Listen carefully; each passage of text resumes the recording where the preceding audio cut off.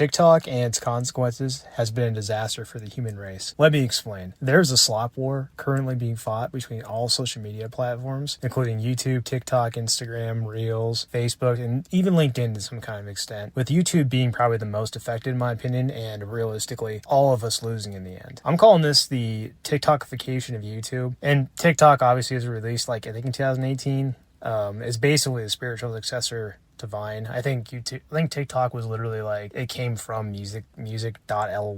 I don't know, I never was on that app, so I don't really know anything about that, but rest in peace Vine, and YouTube is basically just TikTok is basically just a crappier version of that, honestly. It relies on short videos, quick dopamine hits, just like kind of take a session real quick. Like you watch like one short video, then you watch another short video, then you watch another short video, and you just like swipe up, every time, and you get a new video. And you could probably spend like hours on that, just swiping and swiping and swiping and swiping and swiping and swiping. It got like mega popular, kind of around the pandemic era, obviously. And most of the stars that aren't stars from Vine, I guess, like Jake Paul and Logan Paul and all that, come from TikTok. So yeah, for most people, so the influencers that you probably don't like on YouTube, you have TikTok and ByteDance, I guess, to blame for that. So, go them, I guess. In fact, almost all social media is kind of like TikTok now. Like, it basically took over the entire internet, like just short form of content. And I think it takes advantage of like how people generally have like extremely short attention spans, and it plays into this perfectly. So it just gets you to swipe over and over and over and over and over again. This kind of like short form loop that just keeps going over and over and over again. And it's really just affecting anything that like isn't like LinkedIn. And I imagine like the only reason LinkedIn doesn't have like short form content to that extent, like I remember when LinkedIn didn't even have like articles, it didn't even have like really anything outside of like maybe like just posts. It was mostly just like an actual job board. But now LinkedIn's kind of like hitting its like metamorphosis from being like Facebook with jobs, and it's going to end up being like TikTok with jobs. Like you're going to see like 5-second shorts of people like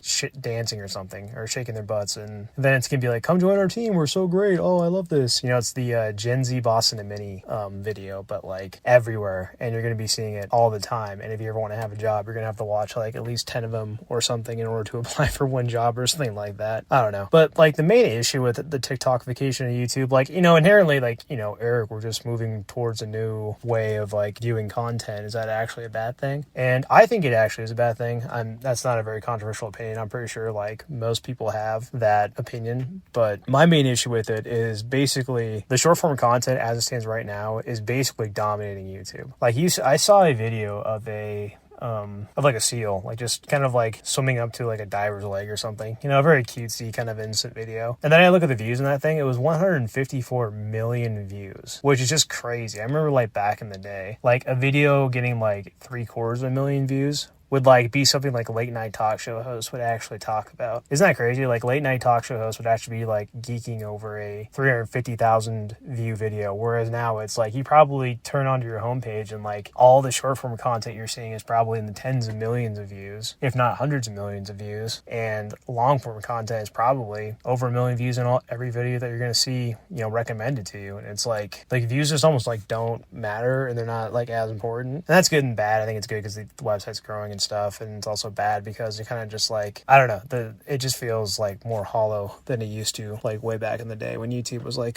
kind of fun. Like it's slowly becoming more and more corporatized and soulless, and I think a big reason for that was when Google bought YouTube. I think it was in 2014. Like for the people that aren't unk status like me, YouTube pre-Google was actually pretty fun. It was pretty cool. I actually had a small little gameplay channel that I used to try to I was a teenager, I was trying to like be the next XJaws or whatever, and obviously that never worked out because here we are like 10-15 years later, still making YouTube videos in probably the most lazy way possible. But that's kind of an aside. The main issue, besides kind of how the short form dominates the YouTube, is also subs just seem to matter less and less. Like one of my main things with TikTok, so I used to have like a food review channel. It was doing okay numbers, but what I realized very quickly was that followers on TikTok don't matter at all. Like, as your For You page it can be both, to my understanding, it's really just like what TikTok thinks you'll like, and that doesn't necessarily have to be related to who you're like actually sub to or who you actually follow. A lot of times it will be like people you follow and stuff, but a lot of times it's not. It's just like whatever's viral and what TikTok will think you actually will want to watch. So it's basically like the algorithm like trumps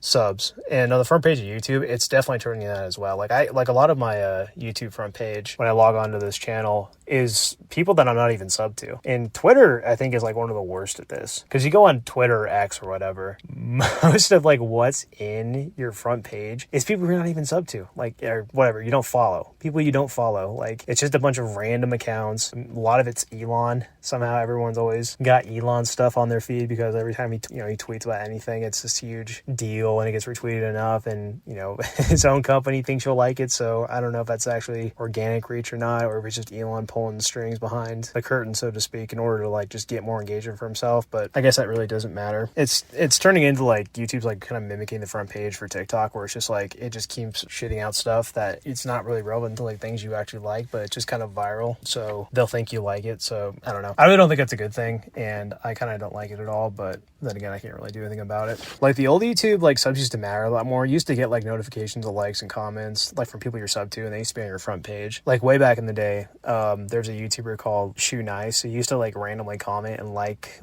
random videos. And back when you used to be able to DM people, like you used to be able to DM Shoe Nice, like, hey Shoe Nice, can you like my video? And he would actually go and like your video. And the fact that he had 200,000 subs back in like the early 2010s meant like he was a huge channel. So what would happen is like you would actually get like legitimate traction. And that's something that doesn't exist anymore in the current YouTube landscape, is you don't really get traction from people like subbing your videos or liking your videos or commenting. You get pushed up in the algorithm, sure, but like you don't, like there's no, let's say, I don't know, like Jake Paul liked my video or something. Like if it was like how it was structured back in the day, all like 10 million Jake Paul subs would literally get like a notification saying, hey, Jake Paul liked Rick's video. And then a portion of them would come and like, check your channel out. Now it's not like that at all. If you liked my video, it wouldn't really matter. If you commented on it, again, it wouldn't really matter unless you shared it like on a different social media account. And it just like, I don't know, it just like it prioritizes the algorithm over like any sort of like actual engagement, or basically subbing to people doesn't really matter. I think that shows in a lot of people's analytics too, where like 90% of the views that people have are from people that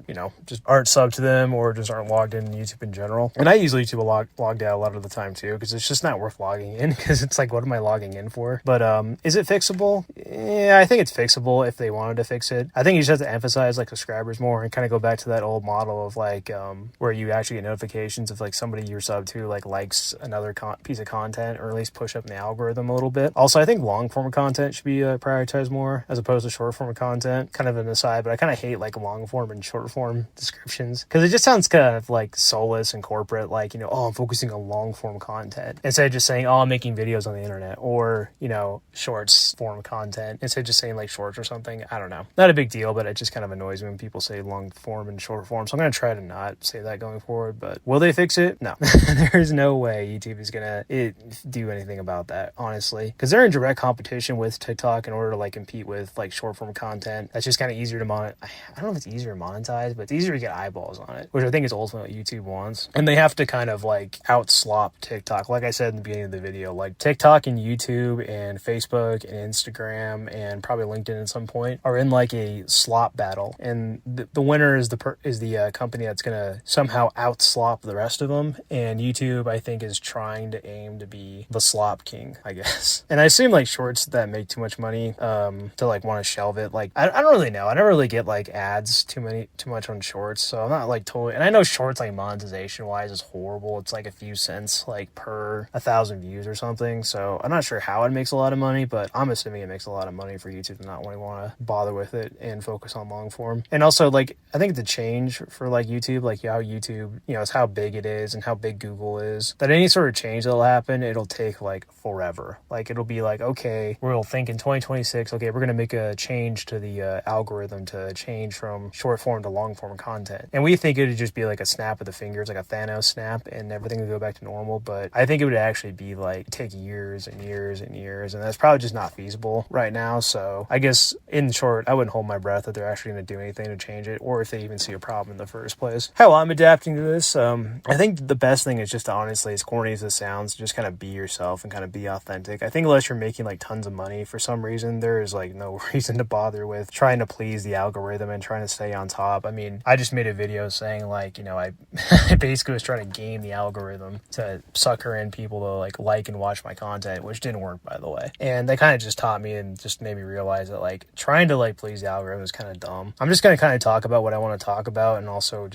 try to give what little nuggets of advice I can to people, and hopefully that, you know, helps somebody with their life. And if it is, that's definitely really kind of all I'm looking for from this channel, I think, outside of, you know, some miracle happening and I end up being like huge, like 100,000 subs or something like that. But I'm not going to hold my breath on that. Obviously, you know, don't make bad content, and don't be like out of pocket or just crazy and get yourself banned, because that's not really authenticity. That's just kind of you being, you know, a jackass or whatever. And I think just like being authentic, like, because there's so much like inauthenticity in the internet nowadays. Everything just gets kind of stilted and kind of corporate and hyper edited. And I think if you actually just authentic, and you're just trying to like, you know, be a bro on this website, I think growth will be slow, but I think it's definitely the key to like actually stand out in this kind of like TikTok AI environment. Anyways, that's my video for today. Subscribe, like, and comment if you want, and peace.